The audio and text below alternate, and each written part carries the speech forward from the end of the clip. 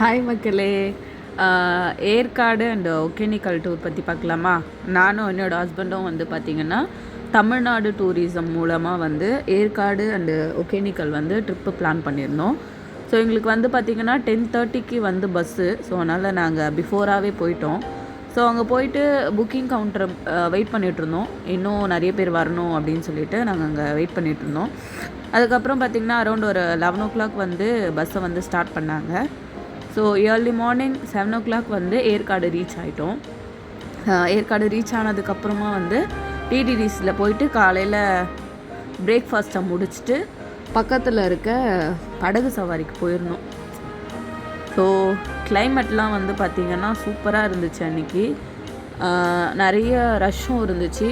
ஒரு சண்டேன்றதுனால ரொம்ப கூட்டமாகவும் இருந்துச்சு. ஸோ நாங்கள் படகு சவாரியிலலாம் போகல. பக்கத்தில் ஒரு பார்க் இருந்துச்சு. அந்த பார்க்கில் போயிட்டு கொஞ்ச நேரம் அப்படியே சுற்றி பார்த்துட்டு கொஞ்ச நேரம் அந்த கிளைமேட்டை ரசிச்சுட்டு அப்படியே கொஞ்சம் டைம் ஸ்பெண்ட் பண்ணிவிட்டு அங்கேருந்து வந்து பார்த்திங்கன்னா அகெயின் வந்து ஒரு 12 o'clock எங்களுக்கு வந்து டிடிசியில் வந்து லன்ச்சு. ஸோ அதனால் பார்க்கெலாம் நல்லா சுற்றிட்டு நல்லா என்ஜாய் பண்ணிவிட்டு நல்லா நடந்து அங்கே இருக்க பார்க்கெல்லாம் சுற்றி பார்த்துட்டு நாங்கள் அகெயின் டிடிசி ஹோட்டல் போய்ட்டு லன்ச் முடிச்சுட்டு அங்கே வந்து பார்த்திங்கன்னா பஸ்ஸு புக் பண்ணியிருந்தாங்க. ஸோ அந்த பஸ்ஸில் வந்து சேவராயன் ஹில் அப்படின்னு சொல்லிட்டு ஒரு இடத்துக்கு கூப்பிட்டு போனாங்க.